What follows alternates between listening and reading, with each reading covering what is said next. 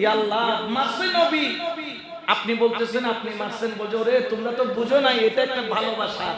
কেমন ভালোবাসা? বলছে যখন বালি মারছে সবার চোখ কি হয়ে গেছে, যখন অন্ধ হয়ে গেছে সবাই নবীকে দোষারোপ করবো, নবী তুমি জাদু করে আমাদের চোখ কি করেছো।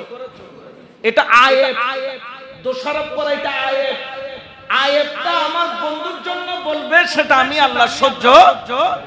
আমি মারছি, আমি আল্লাহ মারছি, যা বলার আমি আল্লাহকে বলো, মন্দ বললে আমাকে বলো, গালি দিলে আমাকে দাও, যা অভিযোগ আমি আল্লাহকে করো, আমার বন্ধুর দিকে আঙ্গুলো তুলবা না। তো সব জায়গায় বন্ধুর ভালোবাসা আছে, বের করতে জানতে হয়। কিন্তু এরা তো বেদাত আর শিরকের চশমা দিয়ে রাখছে, বের করবে কোত্থেকে? এটা মহাব্বতের চশমা দিয়ে দেখতে হয়। সুবহানাল্লাহ বলেন না? মুসলমানরা দুই ভাগে ভাগ হয়ে যায়। এক ভাগ মিলাদুন নবীর পক্ষে শক্ত করে দাঁড়ায়, আর এক ভাগ মিলাদুন নবী বেদাত শিরিক বলে কি দেয়, ফতোয়া দেয়। যারা শিরিক বলছে মিলাদুন নবী পালন করা শিরিক, যারা বলবে এরা হচ্ছে বেকুব নাম্বার 1। কারণ এদের শিরিক কাকে বলে, কখন শিরিক সাব্যস্ত হয়, কি কর্মে বা কি কথা, কি কৌল, কি ফেল আমরা বললে শিরিক হয়ে যাবে, এই সম্পর্কে তার কোনো ধারণা। আল্লাহর সাথে কাউকে শরীক করলে কি হয়? তো যখন কেউ মিলাদুন নবী করে, কেউ কি নবীকে আল্লাহ মনে করে করে? মিলাদুন নবী বরঞ্চ শিরিকের বিপরীত কাজ। শিরিকের, যেমন আল্লাহর কোন জন্মদিন আছে? কেন আল্লাহর কেন জন্মদিন নাই? কেন আল্লাহর জন্মদিন কেন নাই? কারণ তিনি আল্লাহ, এই জন্য তার কোনো জন্মদিন। কুল হু আল্লাহু আল্লাহ লাম ওয়ালাম, তিনি কারো থেকে জন্ম নেন নাই, তার থেকেও কোনো সন্তান, তার থেকেও কোনো ধরনের নাতি পতি লতি এগুলা জন্মগ্রহণ। তিনি জন্ম থাকলে তার ইন্তেকাল থাকে, তিনি জন্ম মৃত্যু থেকে পাক এবং সাফ এবং পবিত্র। সুবহানাল্লাহ বলেন। প্রত্যেকটা বস্তুর জন্মদিন আছে। জন্মদিন থাকাটা মাখলুক হওয়ার দলিল। মাখলুক মানে কি? সৃষ্টি। একটা হচ্ছে স্রষ্টা আর একটা হচ্ছে, যেমন আমি আপনি কি সৃষ্টি, এই মসজিদ কি সৃষ্টি, এই মাইক্রোফোন কি, পৃথিবীর বুকে যা কিছু আছে সবকিছু কোনটা আল্লাহ কুন ফায়াকুন দিয়ে সৃষ্টি করেছেন, কোনটা আল্লাহর কুদরতি হাত দিয়ে সৃষ্টি করেছেন। সুবহানাল্লাহ। তাহলে স্রষ্টার জন্মদিন নাই, সৃষ্টির জন্মদিন। স্রষ্টার জন্মদিন না থাকা এটা স্রষ্টার শান। এটা কার শান? স্রষ্টার শান। স্রষ্টা হচ্ছেন লা ইলাহা। আর সৃষ্টির জন্মদিন থাকা এটা সৃষ্টি হওয়ার লক্ষণ। কারণ সৃষ্টির জন্মদিন যদি না থাকতো, সৃষ্টির সাথে স্রষ্টার সমকক্ষ হয়ে যেত। স্রষ্টারও জন্মদিন নাই, সৃষ্টিরও জন্মদিন নাই, তাহলে স্রষ্টার সৃষ্টির সমান হয়ে শিরিক হওয়ার সম্ভাবনা আছে। যেহেতু নবী আল্লাহ নয়, সেহেতু নবীর জন্মদিন আছে।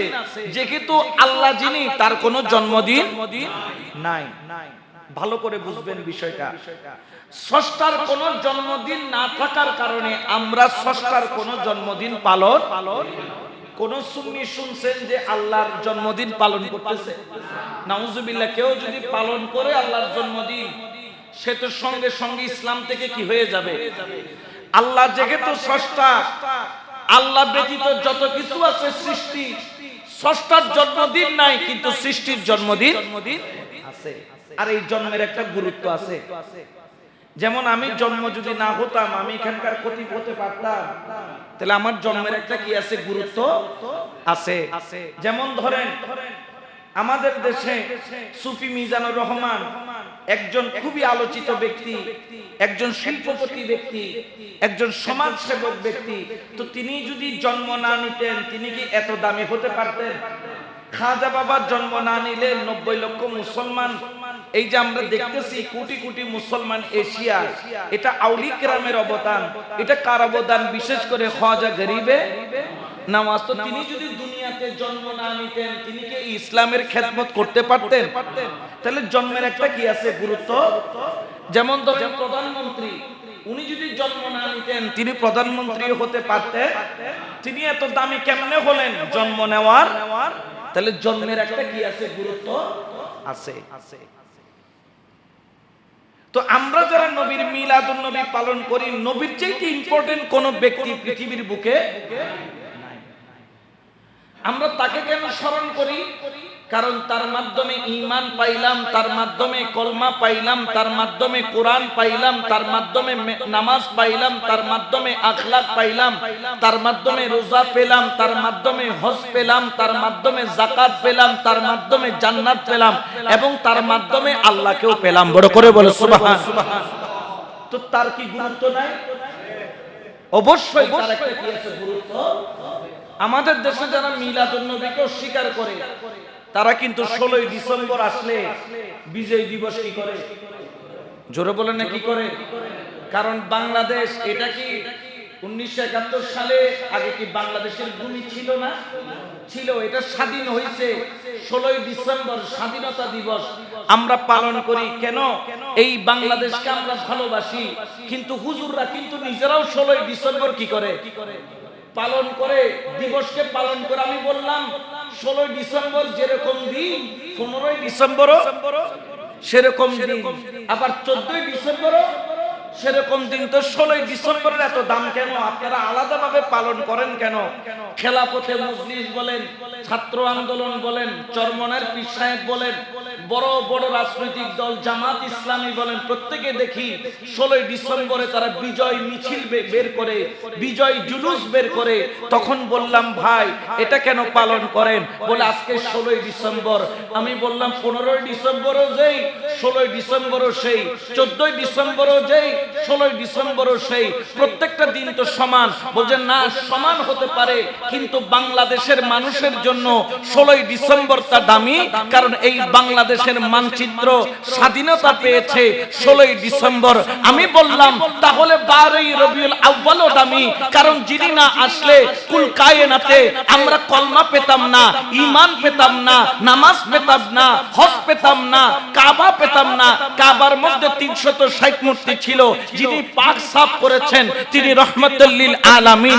আমরা উলঙ্গ তাওয়াফ করতাম কাবা। যিনি আমাদেরকে সঠিক তাওয়াফ শিখিয়েছেন তিনি রহমাতুল লিল আলামিন। যেই নবী আসার কারণে আমরা আশরাফুল মাখলুকাত হয়েছি, যেই নবী আমাদেরকে মানবতার শিক্ষা দেয়, যেই নবী নারী জাতিকে সমাজের বুকে উচ্চ মর্যাদা দান করে, যেই নারী জাতিকে মানুষ ডিগ্রিকের সাথে কন্যা সন্তান জন্মগ্রহণ করলে জীবিত কবর দিত, সেখান থেকে নারী জাতিকে সম্মানের স্তরে যিনি বসালেন, আল্লাহর সাথে বান্দার সম্পর্ক করে দিতেন, তিনি যদি না আসতেন কুল কায়নাত প্রকৃতপক্ষে স্বাধীনতা পেত না। যার মাধ্যমে পেয়েছে তিনি রহমাতুল লিল আলামিন। বড় করে বল সুবহান। তো তুমি বাংলাদেশের মানচিত্র পাওয়ার কারণে যদি 16 ডিসেম্বর পালন করতে পারো, কুল কায়নাত ইসলামের ঝান্ডা তোমার বাবাও আনে নাই, আমার বাবাও আনে নাই, আনছেন যিনি রহমাতুল লিল। তো তাকে পেয়ে জশ্নে জুলুস করলে বেদাতের ফতোয়া কেন দাও? কেন বেদাতের ফতোয়া দিবা?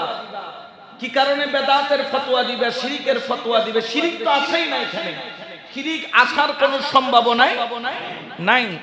যারা শিরিক বলে আমি তাদেরকে মূর্খ মনে করি, কারণ তার কাছে শিরিকের কোনো ব্যাখ্যা জানা নাই, এমনি মন গড়া বলতেছে।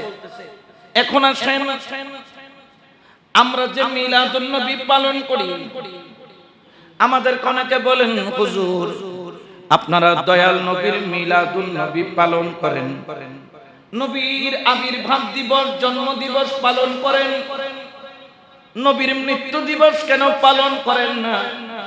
আমি বলি আমরা আহলে সুন্নাত ওয়াল জামাতের আকীদা হলো আমার নবী মরা নয়, আমার নবী হলো জিন্দা। সুবহানাল্লাহ। আমার নবী মরা না জিন্দা? এটা আমাদের আকীদা, এটা আহলে সুন্নাত ওয়াল জামাতের তবে বেদাত শিরকে চশমা দিয়ে নবীকে জিন্দা দেখা যায়।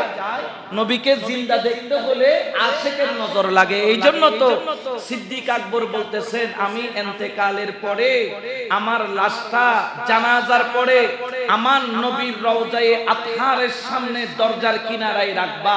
তালা মারা অবস্থায় তোমরা তালা খুলবা না, তোমরা দরজা খুলবা না।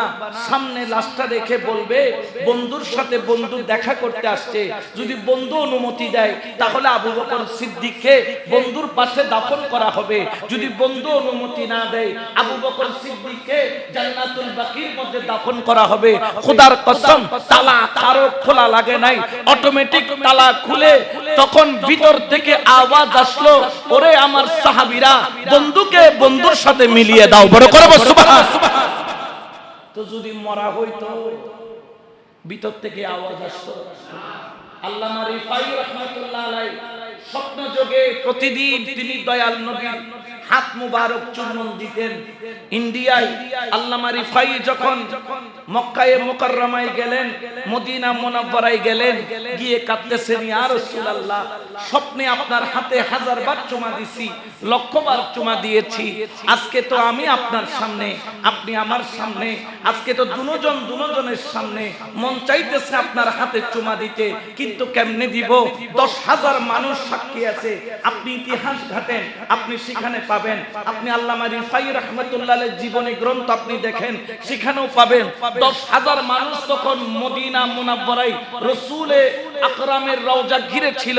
দেখতেছেন খুদ মুস্তাফা নিজের হাত মুবারক আল্লামা রিফাই রাহমাতুল্লাহ আলাইহির জন্য রওজায়ে আতহার থেকে বের করে বলতেছেন, স্বপ্নে যেভাবে চুমা দিতা আজকে আমি হাত বের করে দিলাম, সেভাবে তুমি আজকেও আদায় করো। বড় করে বল সুবহানাল্লাহ।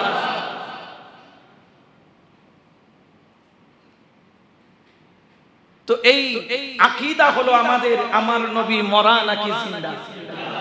আচ্ছা, কবরের মধ্যে আমাদেরকে যখন রাখা হবে প্রশ্ন করবে কয়টা? মান রাব্বুকা ওয়া মা, সর্বশেষ বলবে মা কুনতা তাকুলু ফি হাক্কি হাযার রাজুল। দুনিয়াতে যখন ছিলা ইনার সম্পর্কে, রাজুল, রজুল কাকে বলে? অনেকে বলে ছবি। আমি বললাম না, আউযুবিল্লাহ, রজুল মানে ছবি। পৃথিবীর কোন যদি ডিকশনারিতে দেখাইতে পারো, কান কেটে ফেলে দিব, এক কানা হয়ে যাব। রজুল কখনো ছবি হতে পারে না, ছবি কখনো রজুল। রজুল কাকে বলে? ইনি রজুল, আমি রজুল, উনি রজুল।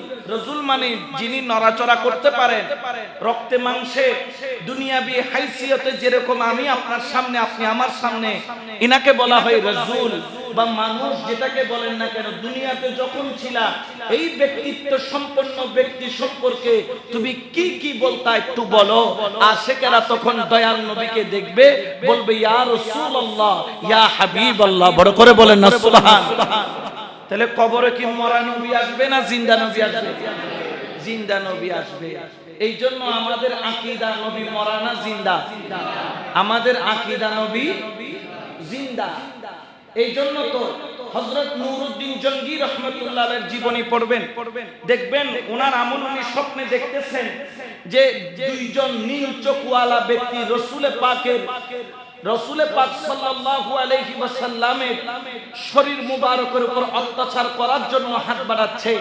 একবার রাসূল ডাক দিলেন, দুইবার ডাক দিলেন, তিনবারের মাথায় তিনি প্রধান মুফতির নিকট গিয়ে পরামর্শ চাইলেন। সংক্ষিপ্ত করে বললেন, তুমি তাড়াতাড়ি মদিনায় যাও, নিশ্চয়ই রাসূলে পাকের রওজার বিরুদ্ধে কোনো ষড়যন্ত্র হচ্ছে। অনেক তিনি কৌশল অবলম্বন করে দুইজন ইহুদিকে পাকড়াও করলেন, যারা রাসূলে পাকের রওজায়ে আতহারের পাশে ওলি সেজে বসেছিল, আল্লাহওয়ালা সেজে বসেছিল, এবং তাদের ঘরের ভিতর থেকে গর্ত খনন করতে করতে রাসূলে পাকের রওজার নিকটে চলে গিয়েছিল। বলতেছে আরেকদিন কাজ করলে তারা রাসূলে পাকের রওজা ভেদ করে রাসূলে পাকের লাশ মুবারক চুরি করে নিয়ে যাবে। অর্থাৎ বোঝা গেল রাসূলের ইন্তেকালের শত বছর পরেও রাসূল রওজা থেকে ডাক দিচ্ছেন, নূরউদ্দিন জঙ্গি তাড়াতাড়ি আসো, আমার লাশের সাথে তারা বেকুরমতি করে করবে, আমার শরীরের সাথে তারা বেহুরমতি করবে। নুরউদ্দিন জঙ্গি রহমতুল্লাহ আলাইহি তাদেরকে পাকড়াও করে তাদেরকে আগুনে জ্বালিয়ে ফেলেছিলেন। তাহলে বোঝা গেল রাসূলের পাক রওজার মধ্যে জিন্দা আছে বিদায় রওজা থেকে ডাক দিচ্ছেন, বড় করে বলে সুবহানাল্লাহ।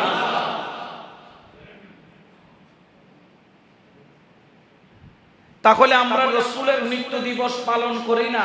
এমনও একটা মানুষ মারা যাওয়ার পরে 3 দিন পরে কোন শোক দিবস পালন করার বিধান নাই। আর আমার নবী পর্দা নিয়েছেন, এই জন্য নবীর কোনো জানাজা হয় নাই। নবীর কেউ জানাজা পড়াইছে? কে পড়াইছে জানাজা? কে বলতে পারবে? নবী পাকের কেউ জানাজা পড়াই নাই। মরলে না জানাজা হয়? নবী পাকের দেহ মুবারক পড়া ছিল, সবাই দরুদ শরীফ পড়ে পড়ে রাসূলের পাকের দেহ তাওয়াফ করেছেন, ঘুরে ঘুরে রাসূলের পাককে দেখেছেন এবং চলে গিয়েছেন। সুবহানাল্লাহ বলেন। এখন আসেন আমরা যে মিলাদুন নবী পালন করি, এটা কোন ভিত্তির উপর পালন করি? এগুলা হলো আমার কথা, আমি বললাম যেগুলো আপনাদের জানানোর প্রয়োজন। কিন্তু আল্লাহ পাক কোরআন ঘোষণা করেন, কুল বিফাদলিল্লাহি ওয়া বিরহমাতিহি ফাবিযালিকা ফালইফরাহু হুয়া খায়রুম মিম্মা ইয়াজমাউন। আল্লাহু আকবার। এটা আল্লাহর কালাম, সূরা ইউনূসের ৫৮ নম্বর আয়াত। আমার আল্লাহ পাক আজকে থেকে ১৪০০ বছর আগে ঘোষণা করেন, কুল, ও হাবিব, ও বন্ধু, তুমি বলে দাও। আল্লাহ আমি কি বলবো? বিফাদিলিল্লাহি, যখন আপনার উম্মতেরা আমি আল্লাহর পক্ষ থেকে দয়া প্রাপ্ত হবে, ওয়া বিরহমাতিহি, এবং আমি আল্লাহর পক্ষ থেকে রহমত প্রাপ্ত হবে, ফাবিযালিকা ফালইফরাহু, ওই রহমত পাইয়া তারা যেন খুশি উদযাপন করে, খুশি উদযাপন করে। হুয়া খায়রুম মিম্মা ইয়াজমাউন, যারা খুশি উদযাপন করবে শরীয়ত সম্মতভাবে, এই খুশি উদযাপন হুয়া খায়রুম মিম্মা ইয়াজমাউন, জীবনে যত ভালো কর্ম পুঞ্জীবিত করেছে, জীবনে যত নেক আমল পুঞ্জীবিত করেছে, জীবনে যত সৎ আমল পুঞ্জীবিত করেছে, ওই আমলগুলার মধ্যে এই খুশি উদযাপন হবে তার জীবনের সবচাইতে বড় জমাকৃত পুঞ্জি।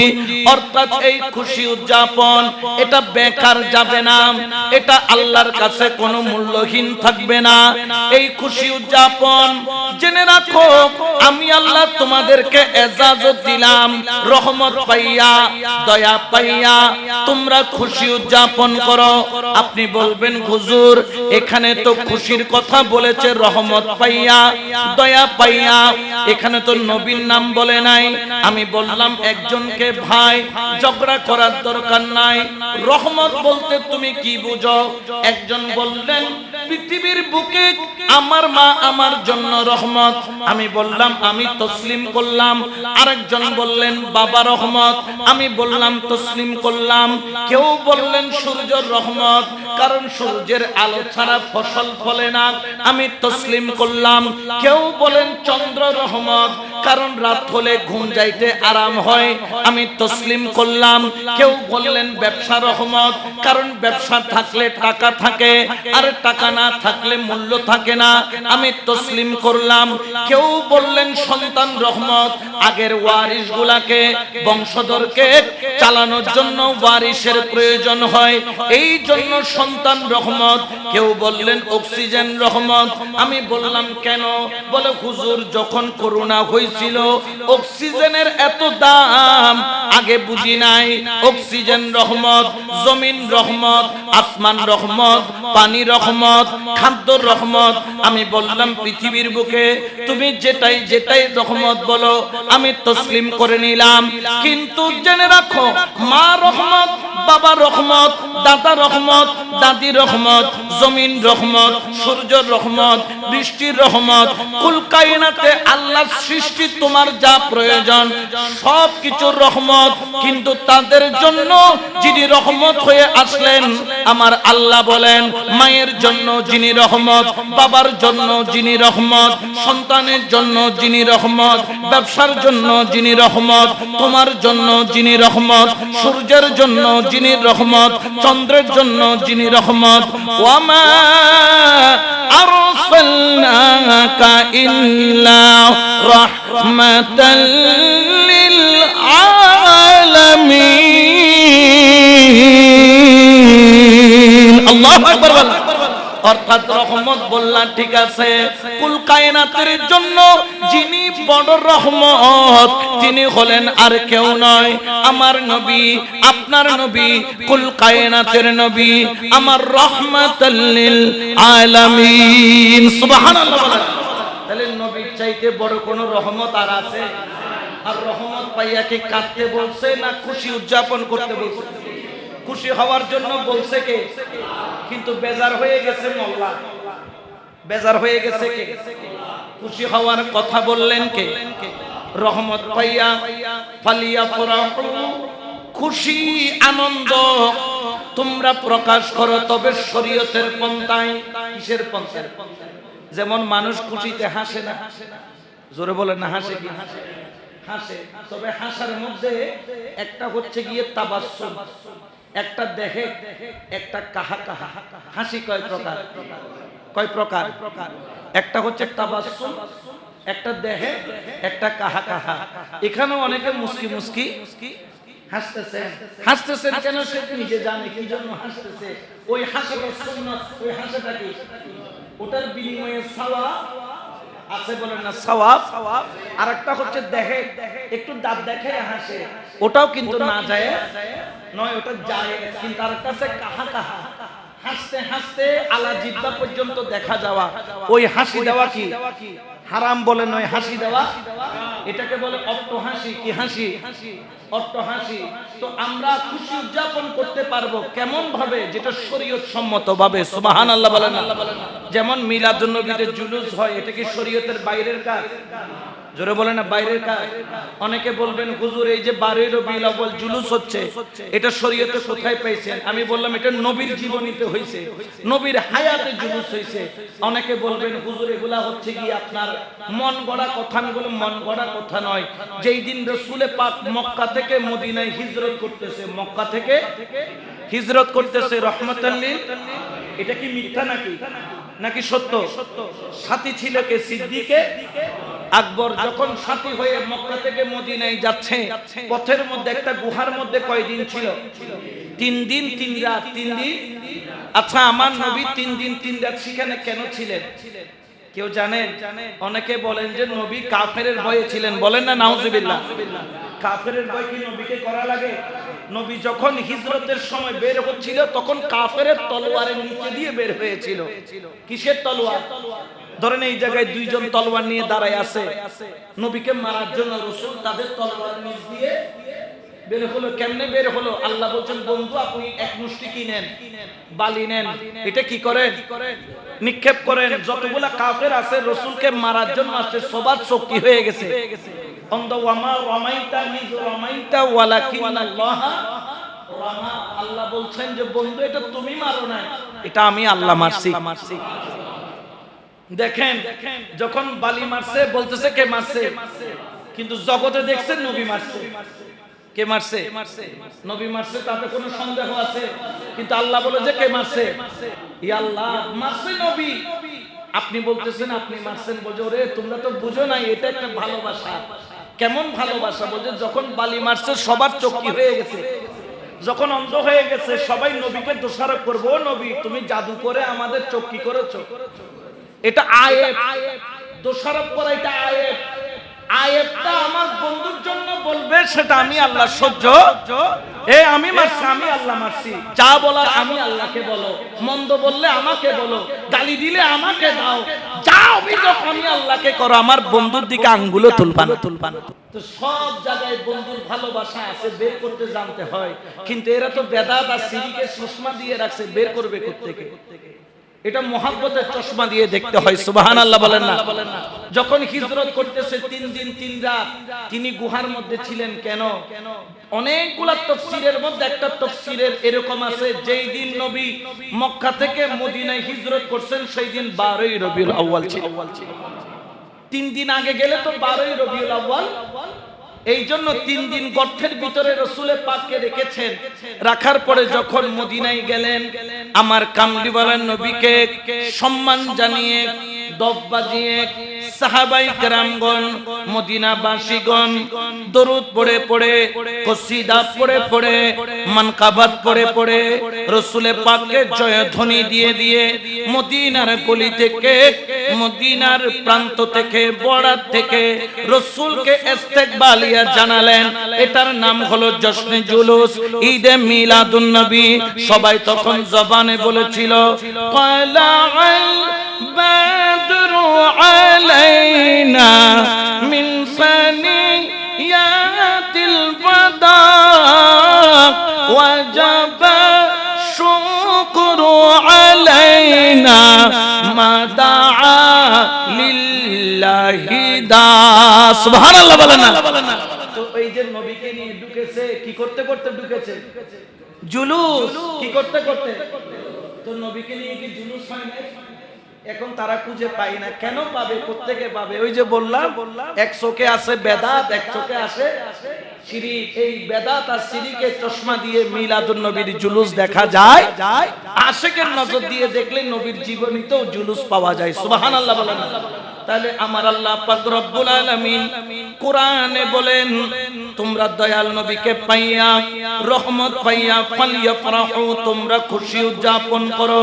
হুয়া খায়রুম মিম্মা ইয়াজমাউন, জীবনে যত ভালো কর্ম করেছো এই ভালো কর্মের মধ্যে অন্যতম কর্ম হবে এই তুমি যে নবীর প্রেমে খুশি উদযাপন করেছো, এটাই হলো তোমার কর্মের মধ্যে অন্যতম কর্ম। সুবহানাল্লাহ। এটা ঘোষণা কার? তাহলে এখানে অস্বীকার করার কোনো সুযোগ আছে? কয়েকটা হাদিস আপনাদেরকে তেলাওয়াত করে শোনাবো। ওয়া আন ইবনে আব্বাস রাদিয়াল্লাহু তাআলা আন্নাহু কানা ইয়াহদাসু যাতা ইয়াউমিন ফি বাইতিহি ওয়াকাঈ ওয়ালাদাতিহি সাল্লাল্লাহু আলাইহি ওয়াসাল্লাম ইজা জাআন নাবিয়্যা আলাইহিস সালাতু ওয়াসসালাম ক্বালা হাল্লাত লাকুম শাফাআতি। হযরত ইবনে আব্বাস থেকে বর্ণিত, তিনি তার ঘরের মধ্যে পরিবার পরিজন নিয়ে ওয়াকিয়া বর্ণনা করতেছে। ওয়ালাদাতিহি, ওয়ালাদাত মানে হলো বেলাদত। বেলাদত অর্থ হলো জন্ম, অর্থ হলো আবির্ভাব, অর্থ হলো নবী যেই দিন তশরিফ এনেছেন ওই দিনের আলোচনা তিনি তার ঘরের মধ্যে করছেন। ইজা জাআন নাবিয়্যা আলাইহিস সালাতু ওয়াস সালাম, ওই মুহূর্তে আমার নবী হযরত ইবনে আব্বাসের ঘরের মধ্যে এসে উপস্থিত হলেন। জিজ্ঞেস করলেন, ওগো চাচা যান, আপনি আপনার ঘরের মধ্যে কি করতেছেন? সঙ্গে সঙ্গে রাসূলের চাচা যান বললেন, ইয়া রাসূলুল্লাহ, যদিও বা আমি চাচা, আপনি হলেন আমার ভাতিজা, কিন্তু মর্যাদায় আপনি আমার থেকে কোটি গুণ বড়। এই জন্য আজকে আমার ঘরের মধ্যে আপনার মিলাদুন নবীর আলোচনা চলতেছে। আমার নবী বললেন, আমি এই আলোচনায় একটা কথা বলতে চাই। ইয়া রাসূলুল্লাহ, আপনার কালাম শোনার জন্য আমরা অস্থির হয়ে আছি।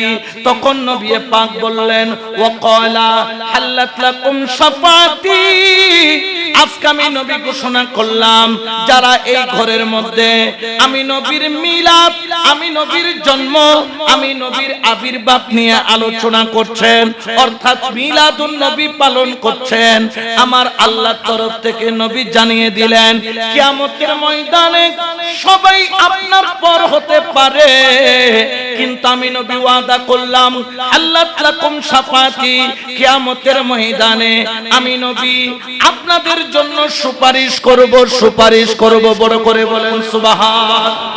তাহলে মিলাদুন নবী পালনকারীদের জন্য সুপারিশ করবেন রহমতুল লিল। এখন যারা জান্নাতের টিকিট বিয়ারি, টিকিট বিক্রি করতেছে, তাদের সুপারিশ কি কাজে আসবে? নাকি নবীর সুপারিশ কাজে আসবে? কার সুপারিশ? নবীর সুপারিশ, সেটাই কাজে আসবে। তাহলে নবীরটা মানবো না মোল্লারটা মানবো?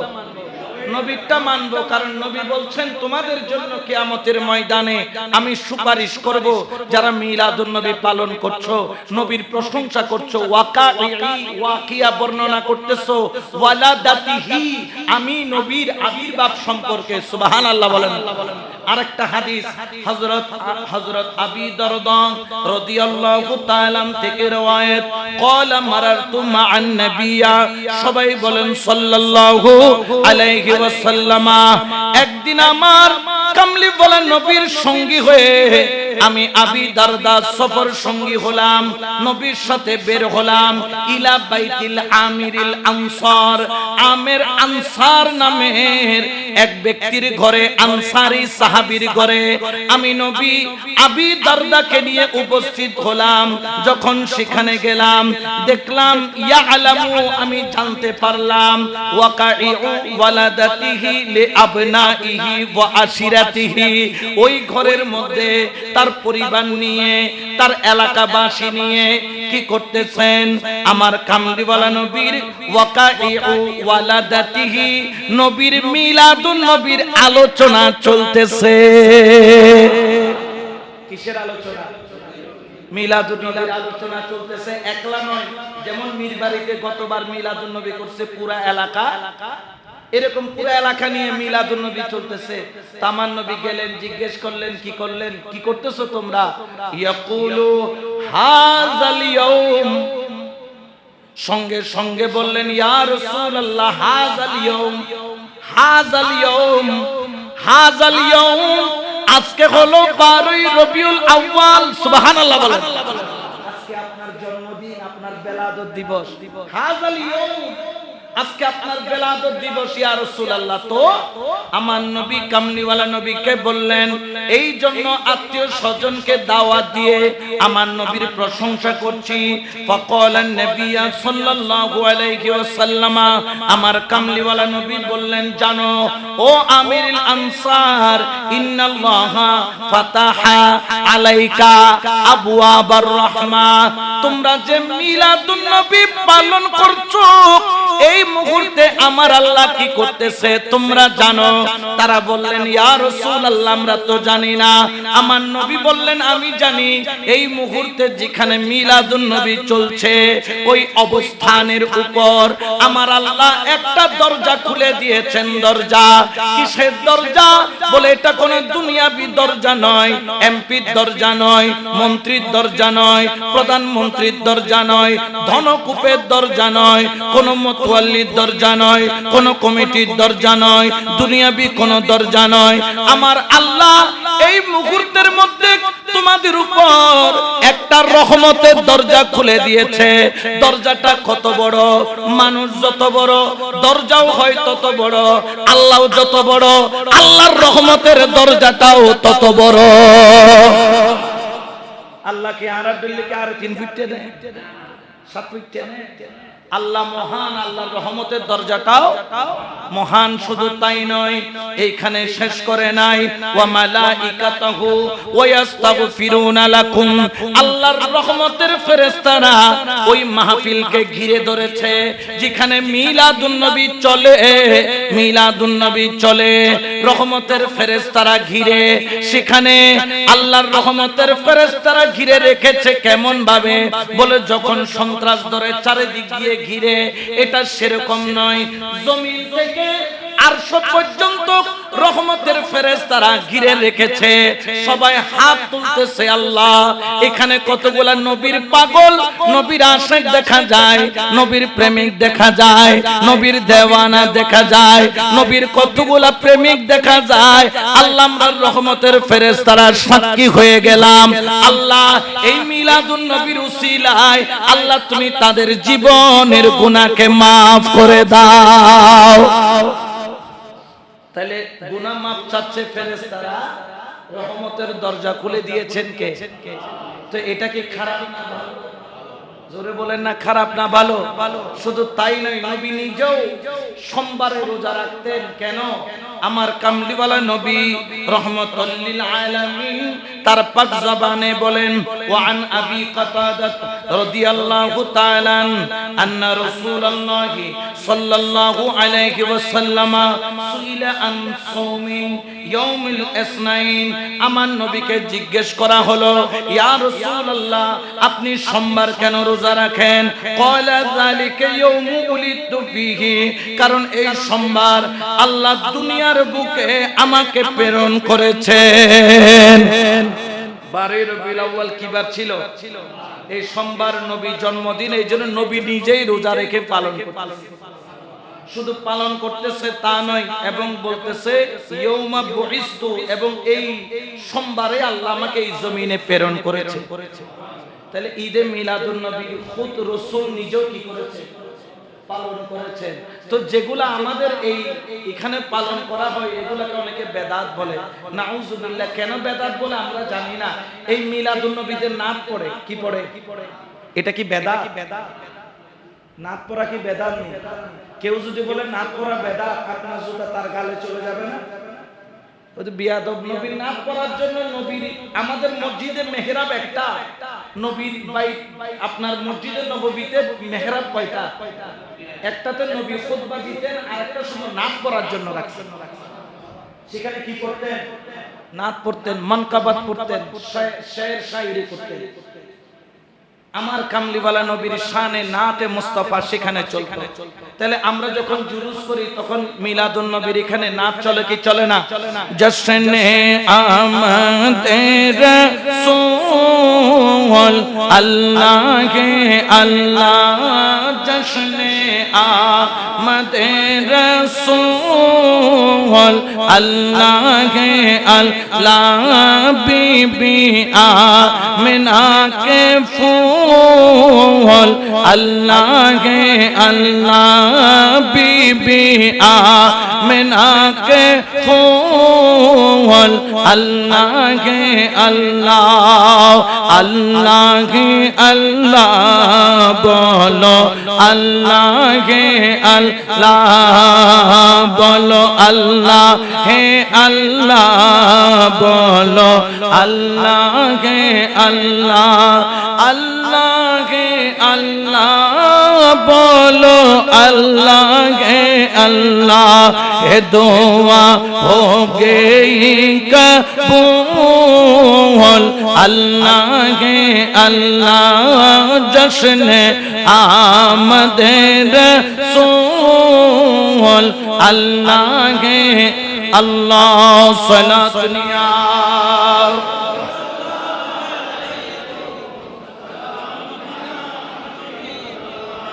শুধু তাই নয়, আবু লাহাব রাসূলের আপন চাচা, যদিও বা দুশমনে মুস্তাফা, জানতেন না যে তিনি রাসূল। শুনেছেন শুধু বাতিজা জন্মগ্রহণ করেছে। সুয়াইবা বাঁধি খবর দিয়েছে, বাঁধি কি খবর? বলে আপনার ভাই আব্দুল্লাহর ঘরে পুত্র সন্তান হয়েছে। সুবহানাল্লাহ বলেন। এই খবর পেয়ে আবু লাহাব শুধু আঙ্গুল, কেউ বলেছেন এক আঙ্গুল, কেউ বলেছেন দুই আঙ্গুল দিয়ে বলছে, সুয়াইবা আজকে থেকে তোমাকে এই সুসংবাদ দেওয়ার কারণে আজাদ করে দিলাম। আমার বুখারী শরীফের হাদিস, এটা বুখারী শরীফ আছে। আমার নবী হযরত আমার কামলিওয়ালা নবী রাহমাতুল লিল আলামিন তার পাক জবানে সেটা বর্ণনা করেছেন। জিজ্ঞেস করতেছেন যে আপনার কি অবস্থা? বলে আমার অবস্থা খুব একটা ভালো, কিন্তু প্রত্যেক সোমবারে আল্লাহ আমার কবরের আযাবকে খাফিফ করে দেন, হালকা করে দেন। কেন? বলে আমি যে দুই আঙ্গুল দিয়ে ইশারা করে বাতিজার জন্মগ্রহণের কারণে সুয়াইবাকে আজাদ করেছি, এটা মোল্লা থেকে ভালো না লাগলেও আল্লাহ থেকে কি লাগছে? ভালো লাগছে। এই জন্য আল্লাহ খুশিতে বলে, ও আবু লাহাব তুই দুশমন, দুশমন, তুই কাফের, কিন্তু কাফের হলো তুই নবীকে মোহাব্বত করে সুয়াইবাকে আজাদ করেছিস। এই জন্য তোর আঙ্গুল দিয়ে প্রতি সোমবার রহমতের শরবত বের হবে, তুমি সেটা মুখে দিয়ে চুষবা, তোমার গজব, তোমার কবরের আযাব হালকা হবে। সুবহানাল্লাহ বলেন। তো কাফের যদি নবীর জন্মের কারণে যদি রহমত পায়, তো আমরা কি কাফের না? আমরা কি মুসলমান? কারণ আমরা বিশ্বাস করি লা ইলাহা মুহাম্মাদুর রাসূলুল্লাহ সাল্লাল্লাহু আলাইহি ওয়াসাল্লাম। সুবহানাল্লাহ। আমরা কি নই? কাফের নই। আমরা কি মুসলমান? বলেন না আমরা মুসলমান। আমাদের অন্তরের মধ্যে নবীর প্রেম, নবীর ভালোবাসা আছে না নাই? আরো জোরে বলেন না আছে না নাই? কারণ এই প্রেমের দাম এত বেশি, এত বেশি, কিয়ামতের ময়দানে এই প্রেমের মূল্য নেকির পাল্লায় যখন তুলে দেওয়া হবে, ওই ব্যক্তির মুকদ্দর পরিবর্তন হয়ে যাওয়ার সম্ভাবনা আছে। সুবহানাল্লাহ। এই জন্য সুন্নিরা নবীর জন্য পাগল। সিদ্দিক আকবর কোনদিন আল্লাহ দেখে নাই, ফারুকে আজম আল্লাহ দেখে নাই, ওসমানে জিন্নুরাইন আল্লাহ দেখে নাই, সাহাবায়ে কেরামগণ আল্লাহ দেখে নাই, কিন্তু তারা কোনদিন মুসা আলাইহিস সালামের মতো বলে নাই যে আল্লাহকে দেখাও, আল্লাহকে দেখাও। কেন বলে নাই? বলে আল্লাহ আল্লাহ পাওয়ার তৃপ্তি মুস্তাফার কদমে গিয়ে মিটাইছি। নবীকে দেখে আমরা নবীর দিকে তাকায়া বুঝে নিতাম আল্লাহ হক। বড় করে বলে না সুবহানাল্লাহ। তাহলে নবীর মধ্যে ওই পাওয়ার দান করেছেন কে? এই জন্য আশিক বলেন মদিনা ওয়ালার দেশত আশিক যখন যায়, খোল জাগানো মদিনাতে রাখি আই তো সাই। মদিনা ওয়ালার দেশত আশিক যখন যায়, খোল জাগানো মদিনাতে রাখি আই তো হইতে না পারে তারাও যারা আসিল মদিনাত। মদিনা সাই আইলো নাকি সাই আইলো জান্নাত। খোদার দুনিয়ার সাইবার কিছু নাই, হইল জাগানো মদিনাতে রাখি আই তো সাই। হইল জাগানো মদিনাতে রাখি আই। মায়া ব্যাকিন গালি দিয়ে বানায় আল্লাহ, এতিন মায়া আরে নবীরে লাগে তেল্লাই। এতিন মায়া আরে নবীরে লাগে তেল্লাই। চোখে লাগিব আহমদ সাইবার মতো সাইবাল্লাই। চোখে লাগিব নবী সাইবার মতো সাইবাল্লাই। খোল জাগানো মদিনাতে রাখি আই তো সাই। খোল জাগানো মদিনাতে রাখি আই তো সাই। মদিনা ওয়ালার দেশত আশিক যখন যায়, মদিনা ওয়ালার দেশত আশিক যখন যায়, খোল জাগানো মদিনাতে রাখি আই তো সাই। সালাতুনিয়া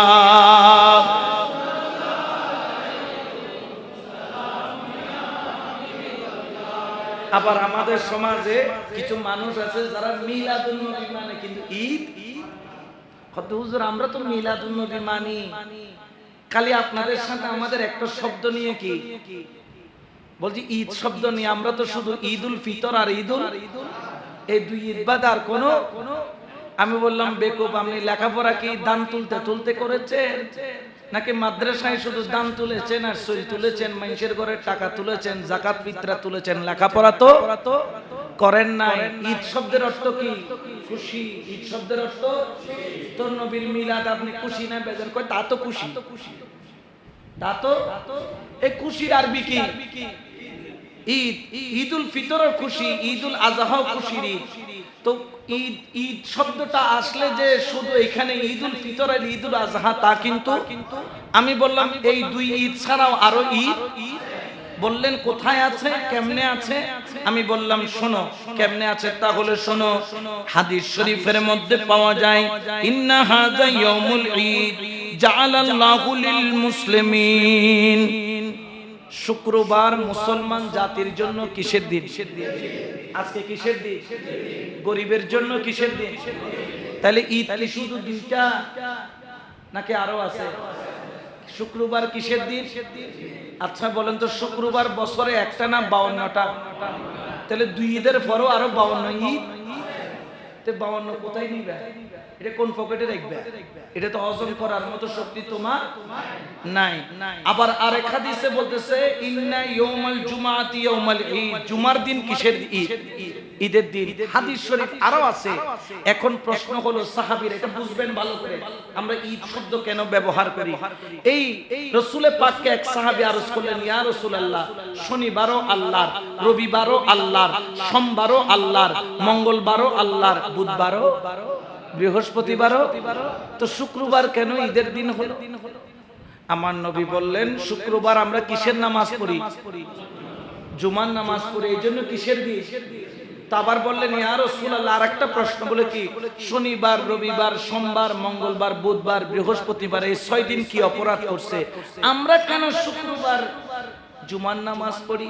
আর জুমার নামাজ ঈদের দিন হলো, শনিবার জুমার নামাজ পড়লে কি হতো, রবিবার পড়লে কি হতো, সোমবার পড়লে, মঙ্গল, বুধ, বৃহস্পতিবার এর কি অপরাধ করছে? তখন এটা হচ্ছে সুনানে নাসাই প্রথম খণ্ড 150 নম্বর পৃষ্ঠায় হাদিসটা আছে, বলতেছে ইন্না মিন আফদালি আইয়ামিকুম ইয়াউমুল জুমআতি, বলতেছে দিনগুলোর মধ্যে জুমার দিন কেন আফজল হলো, উত্তম হলো? বলতেছে কারণ কি, ফিহি খুলিকা আদামু ওয়া ফিহি কুবিজা, কারণ শুক্রবার ঈদের দিন হলো, খুশির দিন হলো, জুমার দিন হলো, কারণ শুক্রবার আদম আলাইহিস সালাম দুনিয়াতে জন্ম নিয়েছেন, আদম আলাইহিস সালাম দুনিয়া থেকে পর্দা নিয়েছেন, দুনো বার ছিল কিবার, শুক্রবার, সেজন্য জুমার দিন হয়েছে, আর জুমার দিন ঈদের দিন হয়েছে। তাহলে বোঝা যায় বাবা আদমের জন্মের কারণে শুক্রবার ঈদের দিন। একটু জোরে বলবেন না সুবহানাল্লাহ। দলিল আল্লাহ কেন বুঝিলে বুঝপাতা, না বুঝিলে তেজপাতা, যেগুলো তো আকল আছে বুঝিবে লাগব, আর যেগুলো নই না ভাই কি সইলে কুট দিয়ে রেখে দে, সইলে কুট বুঝো না, এত তো চল না ভালো বুঝিবে করতো। মাঝে মধ্যে বাজারে যেতে চল লই যায়, চলিবে বলে কুট দিতে থাকি, দেখো গলা সিরিলে যেতে পারবি দি ঠ্যাং লাগি, এটাও কত সইলে কুটালা আছে না নাই? আছে, সইলে কুট দিতে কুদেই তারা বুঝন সম্ভব নয়। খেয়াল রাখবেন, শুক্রবার ঈদের দিন হলো আদমের জন্মদিনের কারণে, তাহলে বোঝা যায় শুক্রবারেরটা ঈদের দিন হলো আদমের জন্মদিনের। তো আদমের জন্মদিন প্রত্যেক শুক্রবার আপনারা ঈদ হিসেবে পালন করতেছেন, প্রত্যেক শুক্রবার। তাহলে বছরে আদমেরটা কয়দিন পালন করতেছেন? তো আমার নবীটা একদিন করবে না বেদাত? তাহলে যারা বেদাত বলে হুজুরদেরকে বলবো আপনার জন্য যেহেতু নবীরটা বেদাত, তাহলে আদমেরটাও ন বুঝো ফাল্লা। নবীর জন্মদিন যদি বেদাত হয়, তো আদমেরটা কি দাঁত হবে নাকি? এটা বেদাত হলে ওটাও। আপনারা মসজিদ মেহরাব থেকে নেমে যান, আপনাদের পিছনে নামাজ পড়লাম, নামাজ, কারণ আপনারা নবীর জন্মদিনকে বেদাত বলে আদম আলাইহিস সালামের জন্মদিনকে অস্বীকার করতেছেন। আর আদমের কারণে, আদমের জন্মের কারণে শুক্রবার ঈদের দিন হলো, আপনি সেই দিন জুমার নামাজ পড়ে সেই উৎসাহ উদ্দীপনাটা পালন করতেছেন। তো যদি আদমেরটা জায়েজ হয়, তাহলে নবীরটাও, আর আদমেরটা যদি না জায়েজ হয়, নবীরটাও। এখন হাদিসে তো বলতেছে আদম আলাইহিস সালামের জন্মদিনের কারণে শুক্রবার ঈদের দিন। তাহলে বছরে 52 বার বাবা আদমেরটা পালন করলেন, আর নবীরটা একবার পালন করলে বেদাত। বোঝা যায় অনইলেন আব্দুল হুয়াইশ, আব্দুল মানে নিজের হুয়াইশ, ঠিক আছে, বরাবর গোশত হারাম, শুদ্ধ হালাল, হালাল গোশত হারাম দেয় কিন্তু শুদ্ধ হালাল। তাহলে এটা কোনো ফতোয়া হতে পারে না। এই জন্য খবরদার, মিলাদুন নবী পালন করতে মন না চাইলে টোটালি করার দরকার। আপনি না করলেও বাংলাদেশের মধ্যে নয়, এখন বিশ্বের প্রত্যেক মুসলমান কান্ট্রি ছাড়াও ইহুদি, নাসারা, খ্রিস্টানদের কান্ট্রিতেও মিলাদুন নবী কি হচ্ছে। এবং সৌদি আরবের মতো রাষ্ট্রে রাষ্ট্রীয়ভাবে 2 দিন ঈদে মিলাদুন নবীর ছুটি ঘোষণা করেছে, ঠিক কিনা? তো আপনি পালন না করলে করবেন না, কোনো প্রয়োজন। কিন্তু নবীর দুশমন হওয়া হইতে যাইয়েন না। কারণ কি, যখন মিলাদুন নবীর বিরুদ্ধে বলবেন, তখন আপনি নবীর বিরুদ্ধে বলা আরম্ভ করলেন, আর নবীর বিরুদ্ধে বললে দুনিয়াও শেষ, আখিরাতও। এই জন্য শায়র বলেন, আজ তো লে পানা, এটা আলা হযরতের কালাম। আজ মদদে मांग उनसे, आज तू ले बना आज मदद मांग उनसे फिर न मानेंगे क़यामत में अगर जो मान गया नबी के मानले আজকে নবীকে যদি চিনতে চাও এই হায়াতে চিনো আজ তুলে পানা আজ মদদ মাঙ্গুন আজকে তুমি নবীর শামিয়ানার নিচে আশ্রয় নাও আজকে তুমি তার কাছে যাও ফির না মানেंगे কিয়ামত মে আগর জো মানে গয়া কিয়ামতের ময়দানে আপনি মনে করবেন রাসূলের কাছে কান্নাকাটি করে আপনি মাপ পাবেন আপনি শুনবেন যে নবী কাউসারের কিনারায় আছে দৌড়ায় গিয়ে দেখবেন নবী সেখানে আপনি পাবেন না শুনবেন যে আপনি ফুলসেরাতের কিনারায় আপনি ফুলসেরাতের দৌড় দিবেন সেখানে গিয়ে দেখবেন নবী আপনার জন্য নাই কোথায় বলেন মিজানের কিনা আপনি ঘুরতে থাকবেন কারণ আপনি নবীকে মানেন নাই কিয়ামতের ময়দানে মেনে পার হবেন এই আশা আপনি করিয়েন না এইজন্য হাজরানে মজলিস আপনাদের খেদমতে আরজ রাখবো এই মিলাদুন নবী চলে আসতেছে এই মাসটা বড় বরকতময় ফজিলতময় আজমতময় মাস আমার নবী দুনিয়াতে এসেছে তো আমরা নবীর গোলামরা যদি নবীর মিলাদুন নবী পালন না করি তো খ্রিস্টানরা পালন করবে নাকি ইহুদিরা করবে নাকি তবে হ্যাঁ শরীয়তের দায়রার মধ্যে থেকে শরীয়তের বাউন্ডারিকে ঠিক রেখে আমরা মিলাদুন নবী করলে সেটাতে কোনো বাধা নাই জোরে বলে না কোনো বাধা এই জন্য আপনাদের খেদমতে আরজ থাকবে আসুন আমরা সমস্ত কিছু উর্দে গিয়ে রাসূলে পাকের এই মিলাদুন নবীর মাসকে আমরা স্বাগতম জানাই আমরা অন্তরে আঁকড়ে ধরি আজকে কোরআন হাদিসের আলোকে আমার কথাগুলো অনেকের কাছে তিতা মনে হতে পারে খারাপ লাগতে পারে খারাপ লাগারই কথা কারণ যে মানে না তার কাছে কি লাগবে খারাপ লাগবে কারণ ওইটা মনে করেন না যে এটা আমি আপনার খারাপের জন্য বলছি বা আপনাকে আঘাত করছি নয় আপনি যদি আজকে যদি কথাগুলো অনুসরণ করতে পারেন ইনশাআল্লাহ তাবারাক ওয়া তাআলা কিয়ামতের ময়দানে আপনার হুজুরের ঝান্ডা উড়ুক আর না উড়ুক মদিনা ওয়ালার ঝান্ডা যে উড়বে এটাতে কোনো সন্দেহ